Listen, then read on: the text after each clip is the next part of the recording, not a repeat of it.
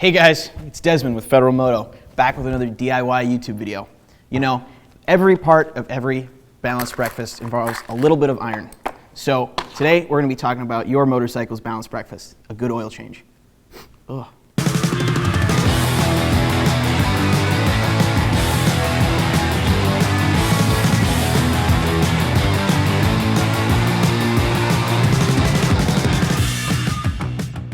An oil change is as simple as it gets. Let's go through it. The first thing you're going to need is a new oil filter specific to your bike, as well as a quantity of oil to refill your bike once it's empty.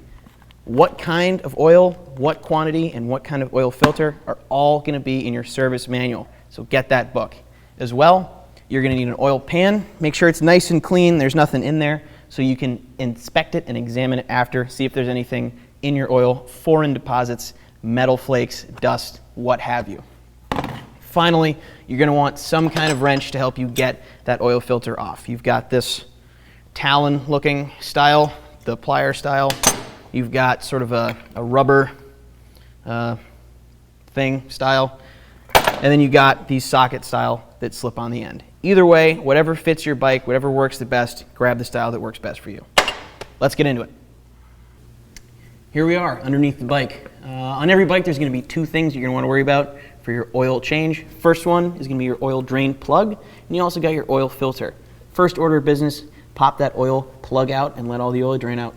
Let's do it. Now here's the deal with an oil plug. It usually should just crack loose and then be finger tight the rest of the way. If you're also of the astute in the observation section, you can see there's a little washer right on that I'm moving with my fingers. Sometimes that washer gets seized to the oil pan, sometimes it gets stuck to the bolt, and sometimes it just drops right in the oil. Either way, don't lose that washer. If you have to dig around in the oil, you have to dig around in the oil. Don't lose that washer.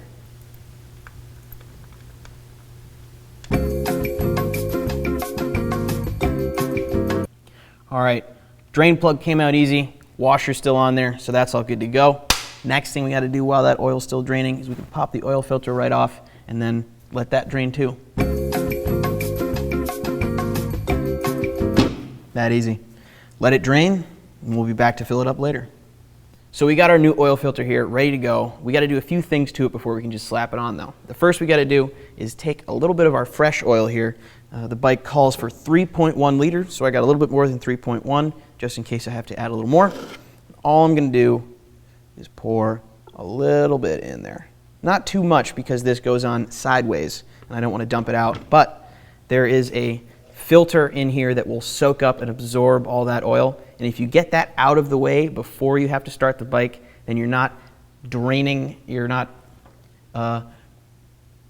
starving your engine of oil, and that is really what's crucial here. If you can make sure it's got oil instantly, then you're good to go. So we're just going to let that soak in for a bit, and once that's nice and soaked, I'm going to take my nice and dirty finger, get a little oil on it, and soak up the O-ring, and that's all you got to do. That just helps create a nice seal so this doesn't leak. Okay, we're just down to a slow drip here. That's good enough to just throw the new oil filter on, throw the plug in, and fill it up, so let's get to it. We're just going to get up here and we're going to take a rag and we're going to wipe our surface down for our O-ring on our filter, just so that there's no schmutz or gunk up there that might cause it to leak. Not much came off, that's good with me. Toss the oil filter on, spin it down, and here's something a lot of people get wrong. You don't want to crank this down tight. You should be able to take your offhand, your non-dominant hand, and however tight you can get that with your non-dominant hand, as tight as it needs to be. Don't crush it, don't kill it, good to go. All right, we got our drain plug cleaned up, ready to go. Made sure there wasn't any big gunk on that. Washer looks good. I'm gonna take my rag and wipe down the hole. Make sure that's nice and dry. Throw the plug in. Where'd it go? Where you go? There it is. Throw the plug back in, screw it all the way up. As always, if it's not going in by hand, stop. You don't want to cross thread this. That's a long and expensive repair. It should be able to bottom out just with your fingers. Once you get it down there with your fingers, take a wrench and A wise man once told me, tight's right, too tight's broke. All this needs to be is snug. If you don't have a torque wrench, you can still do this job.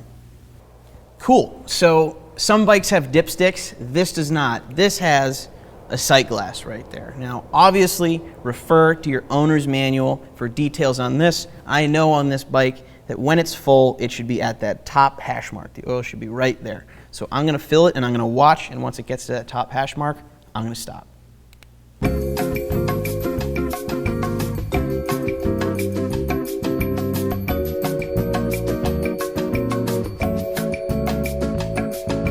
Perfect. Look at that. Oil change is done.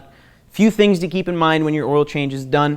When you're reading your sight glass or your dipstick, a lot of manufacturers, and by a lot I mean most, are going to want you to take that reading with the bike upright. Whether it's on the center stand, whether it's in a lift like this, or whether you have someone holding it up for you, that's how you're going to want to check your oil level.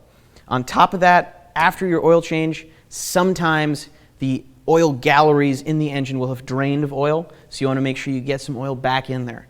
The easiest way to do that is to go to the off switch on your bike, turn it to off, turn it over for 15 seconds or so, turn it back on, and then you're good to go. That's just to help build oil pressure, make sure your engine isn't starved of oil. Other than that, pretty simple job. I'm stoked. Let's go.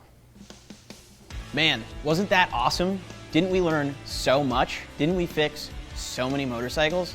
If you want to see more videos like this, if you want to see me fixing more stuff, leave a comment, leave a like, subscribe, follow along. If there's a video you want to see, if there's a question you want to ask, leave it down in the comments. I'll be happy to answer anything you got.